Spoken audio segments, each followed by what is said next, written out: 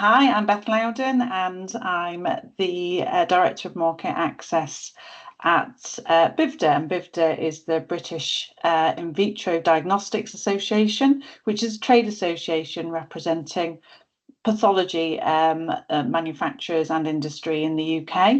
Part of my role as Market Access Director is to support our members around understanding routes to market in the UK, so predominantly in the NHS, but also to identify opportunities to improve market access for industry. So working closely with central government, with Department of Health, NHS England, and many other stakeholders in the system. So our session with the Clinical Procurement Forum on 10-year plan, really hoping that attendees can take back to their organisations a clear understanding that the 10-year plan is not really a plan actually, but actually there is a lot more operational and planning guidance that's come out since then, which has landed in the system. So really understanding how that's playing out in their own organisations, where the leadership is in their own organisations, who's doing the thinking, and what are the ambitions in their own organisations to respond to that 10-year plan. Because whilst the plan itself that was published in July doesn't really give the detail of delivery, that delivery is starting to come out into the system and land in organisations. And then secondly, really be a champion for change and find the others in your organisation who are championing that change. The 10-year plan makes it really clear that really quite radical change is needed to meet the ambitions for success for the NHS. So where are those champions for change in your organisation, and how can you join them? So we in terms of how that discussion connects to wider pressures and opportunities, we see a real kind of variation on local and regional priorities connected to that national ambition. We'll see some areas of the country that are really kind of moving ahead with some of that left shift ambition into moving from hospital to communities, and in other areas less so. But also things like value-based procurement, as that's starting to come out, which does link into the 10-year plan and is clearly a way that we start to deliver some of that ambition by starting to procure in a way that is around value rather than just about price. And we know the system changes at the moment is leading to a lot of people changes as well. So we're seeing quite a lot of pressure in the system just around some of that people change. The ICBs themselves are having their budgets cut. So we're seeing people kind of disappear from the system, and that in itself creates a wider pressure. I guess another thing that's worth mentioning as well is that there is still a lot of pressure on financial savings, and sometimes through quite a narrow lens of a category. This is particularly challenging for diagnostics, particularly because it means that the whole pathway benefit is not always being recognised in procurement, but we're still seeing that real kind of financial pressure that's very real at the moment, which unfortunately distracts the system quite a lot from looking at some of that longer term change that's needed to be delivered through the 10-year plan. There's lots of areas that would benefit from more joined up conversations around the system.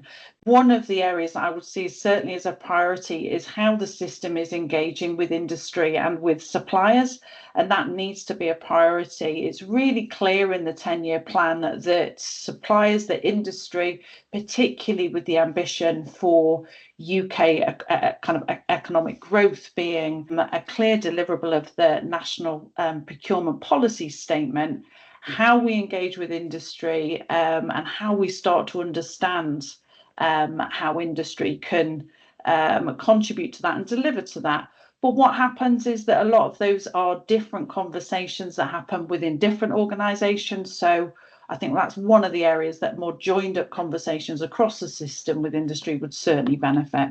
So in terms of good collaboration that can be replicated, there are a few examples that are starting to emerge, and also, collaboration has been around for a long time. And we've seen a real increase in the volume of industry engagement, which is great, but kind of that can be more focused. So probably one of the areas just kind of leading on from that industry engagement piece is how you do that, and actually kind of looking at the way that kind of engaging with industry is going to get the best outcome. Couple of other examples as well. We've seen much better alignment across NHS supply chain, NHS England and Department of Health recently, and really heartened by that ambition of cross-cutting commercial strategy that takes all the initiatives that are happening across those national organisations and aligning them so it becomes less confused, so that all parts of the system start to kind of really understand what those different organisations are trying to do commercially. And I guess one of the real lessons from that around collaboration, particularly in clinical procurement, is that when we talk about collaboration in procurement, so often the procurement goal has been savings, and often through a misguided assumption that collaboration equals savings. It can do, but there are much wider opportunities through collaborations. And sometimes some real easy wins can be created just by creating clarity in the system. So some of those examples where we've seen systems coming together just to be consistent around standardizing language, standardizing on policy and initiatives and process, they can be really kind of quite powerful collaborations that don't have to take a long time, but really start to see a system acting as one. In terms of some practical changes coming from the discussions, it won't surprise you to know I've got quite a long wish list of things that could be. But if there was going to be one practical change, and perhaps you can allow me to have two, one would be around national commercial leadership by category. So we really don't have that in the system at the moment, and that seems to be the glue that's missing quite a lot for procurement and for people trying to lead in clinical procurement as well. So whilst that doesn't necessarily mean having what needs to be done at a local level dictated or mandated from the centre, it's having some of that commercial leadership that can provide the best practice and support regions and local systems in their decision making, but has that overview nationally of what's happening at a category level. And the second one, if I may, is just around having some clarity on what we mean by partnership with industry. Lots of reference to partnership with industry within the 10-year plan and also within the life sciences sector plan. But we've still got a lot to do to understand how we navigate that with procurement regulations. How can we change existing contracts to allow for a more partnership approach? I mean, in order to make that happen, we really need the resource and people to have more bandwidth to allow some of those discussions to happen. So national commercial leadership and clarity on what we mean by partnerships with industry would be top of my wish list. So I think in terms of the opportunities for the sector to work more closely with regional partners to accelerate progress, and I guess in this context, if we think of sector as being kind of anyone in the system, whether that's industry, whether that's some of the kind of national initiatives and leadership we've got in some areas, some of the things that are emerging as initiatives like procurement, pathway procurement, value-based procurement. There's initiatives around innovation passports.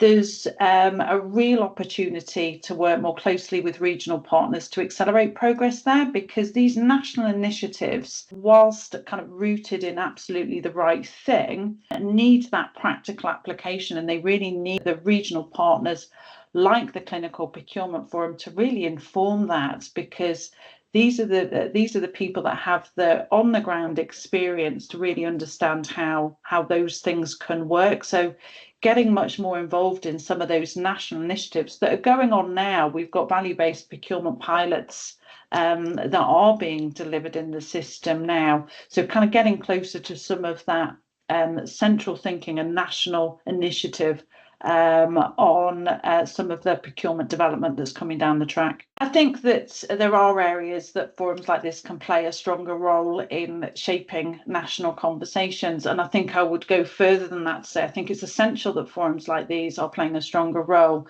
and that's largely because that those national initiatives, as they're being developed, really need that understanding of how these things can be implemented in reality, so that actually when they are rolled out, that they actually work. So often there isn't that real understanding on how clinical governance works on the ground, that means that when these things are implemented, that they can be successful. So perhaps some examples around that: value-based procurement is a good example. It's being piloted and tested, but it isn't going far enough at the moment in terms of really understanding all the different types of procurements. Clinical procurement forums like this can start to inform the detail of the domains and the measures and the metrics that can be used in value-based procurement that are going to really have an impact locally. Because whilst those are being shaped nationally and tested regionally, that's great, but actually when we start getting into the detail of value-based procurement and making sure that it works for all stakeholders that are going to be involved in delivering against that, is it working? Are these the right value metrics? Other things like NICE is shaping its processes and priorities at the moment to kind of support the delivery of the 10-year plan, and these again are areas where I think clinical procurement forums like these have got a really strong role in influencing. And there can be some challenges in there, and I think probably one of my kind of main messages to the forum from this would be is to kind of get involved in some of those more strategic initiatives. In terms of some of the themes that emerged from the session, there's a couple of areas that kind of I think we probably really need to keep alive. And the main one of that is the strategic one. The clinical voice is a really powerful one, but isn't always made itself heard. And clinical procurement specialists particularly are uniquely positioned in understanding kind of clinical and commercial elements.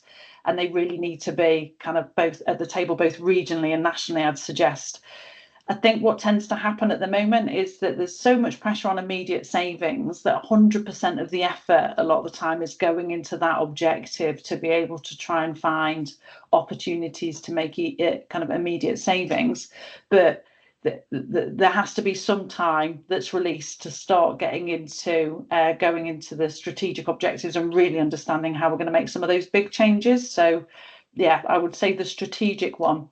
And just secondly, around innovation adoption, we know it's a big subject. We know the NHS is often accused of being poor and slow to adopt innovation.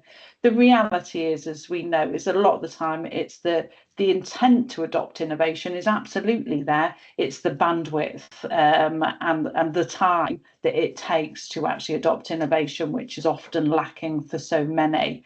So I think those are probably the big areas that I think kind of putting some focus on for that forum would be really quite powerful.